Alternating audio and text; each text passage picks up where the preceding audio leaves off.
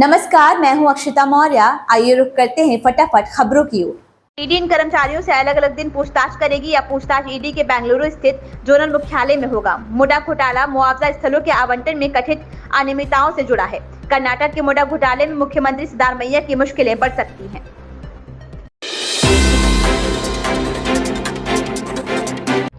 महाराष्ट्र चुनाव के लिए अजीत पवार की पार्टी एनसीपी ने अपने उम्मीदवारों की दूसरी सूची जारी कर दी है। इस सूची में 7 उम्मीदवारों के नाम जारी किए गए हैं। सूची के तहत बांद्रा पूर्व से पार्टी ने बाबा सिद्दीकी के बेटे जिशान सिद्दीकी को अपना उम्मीदवार बनाया है। एनसीपी ने इस्लामपुर से निशिकांत पाटिल, अरुशक्ति नगर से सना मलिक को अपना उम्मीदवार बनाया है। गौरतलब है कि सना मलिक एनसीपी की दागी नेता नवाब मलिक की बेटी है। एनसीपी की इस लिस्ट में सहयोगी भारतीय जनता पार्टी के 2 पूर्व सांसदों का भी नाम है।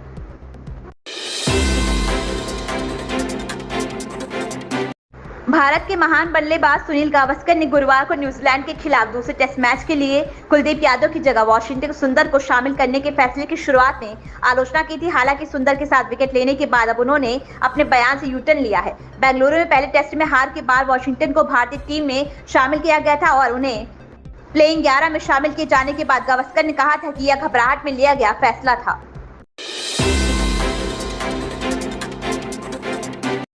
यूपी में उपचुनाव के लिए प्रत्याशियों की घोषणा होने के बाद मंत्री डॉक्टर संजय निषाद, उप मुख्यमंत्री ब्रजेश पाठक ने लखनऊ में संयुक्त रूप से प्रेस वार्ता को संबोधित किया। उन्होंने कहा कि हम देश व समाज के हित में सीटों की मांग नहीं करेंगे, मिलकर चुनाव लड़ेंगे। यूपी सरकार के मंत्री डॉक्टर संजय निषाद और उप मुख्यमंत्री ब्रजेश पाठक ने लखनऊ में संयुक्त रूप से प्रेस वार्ता को संबोधित किया। संजय निषाद ने कहा कि हमें एनडीए में सीट नहीं बल्कि जीत चाहिए। निषाद समाज को हक चाहिए। बसपा सपा से आरक्षण के मुद्दे को लटकाए रखा। हम देश और समाज के हित में सीटों की दावेदारी नहीं करते हैं। बैठक में एलजी ने शहर में वायु प्रदूषण के अतिरिक्त स्रोतों को कम करने का निर्देश दिया। साथ ही वाहनों से निकलने वाले उत्सर्जन सहित अन्य से होने वाले प्रदूषण के लिए भी दीर्घकालिक समाधान की बात कही है। इससे पहले एलजी ने एमसीडी और डीडीए को निर्देश दिया था कि वे धूल पैदा करने वाले सीएनडी कचरे, सूखी हुई घास को इकट्ठा करने और सड़क की धूल को साफ करने का काम मिशन मोड में शुरू करें। इसका परिणाम बेहतर मिले। एमआरएसएस ट्रकों की ओर से सड़कों की साफ सफाई व धुलाई के साथ साथ ऊंची इमारतों पर घूमने वाली स्मॉग गन लगाने का काम भी शुरू किया गया है।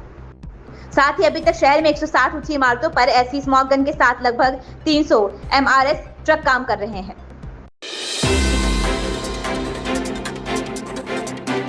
यूपी के उपचुनाव में भाजपा ने सभी 8 सीटों पर एक साथ प्रत्याशियों की घोषणा कर दी है। खास बात यह है कि इस बार पार्टी ने पिछली बार की गलती नहीं दोहराई। मनमानी टिकट बंटवारे से लोकसभा चुनाव में झटका खा चुकी भाजपा ने विधानसभा उपचुनाव में पुराने कार्यकर्ताओं को तरजीह देकर बड़ा संदेश देने की कोशिश की। प्रत्याशियों के जरिए भाजपा ने अखिलेश यादव के पीडीए के दाव का भी जवाब देने का प्रयास किया है। सूची से स्पष्ट है कि कार्यकर्ताओं की पूछ पुराने वफादारों को जगह और जातीय समीकरण का पूरा ध्यान रखा गया है।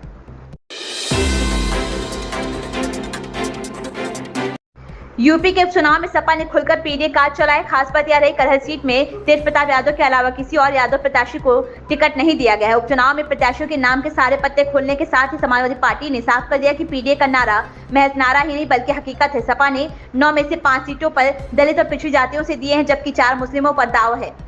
इसके अलावा आधी से ज्यादा यानी 5 सीटें महिलाओं को देकर आधी आबादी को तरजीह दी है। सपा ने टिकट बांटने के मामले में सामान्य जाति को तरजीह नहीं दी है।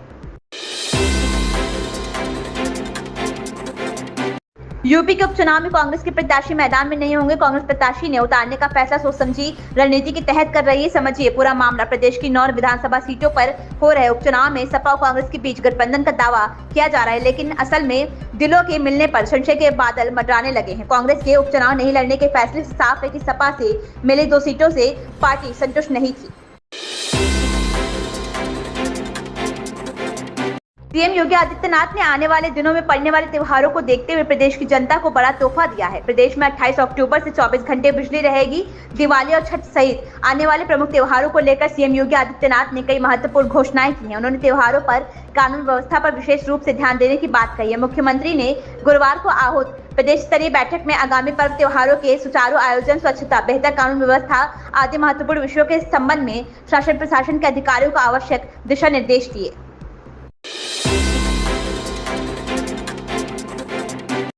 यूपी की मिल्कीपुर सीट पर उपचुनाव नहीं हो पा रहा है। कोर्ट में दाखिल एक पिटीशन की वजह से ऐसा हो रहा है। अब इस मामले में कोर्ट ने चुनाव आयोग से भी जवाब मांगा है। इलाहाबाद हाईकोर्ट की लखनऊ पीठ ने अयोध्या के मिल्कीपुर विधानसभा क्षेत्र के उपचुनाव मामले में दाखिल जनहित याचिका पर चुनाव आयोग से जवाब मांगा है। मामले की अगली सुनवाई 12 नवंबर को होगी। मिल्कीपुर के प्रभुनाथ तिवारी की याचिका पर न्यायमूर्ति AR मसूदी और सुभाष विद्यार्थी की खंडपीठ ने यह आदेश दिया। इन खबरों में बस इतना ही। बने रहिए हमारे साथ।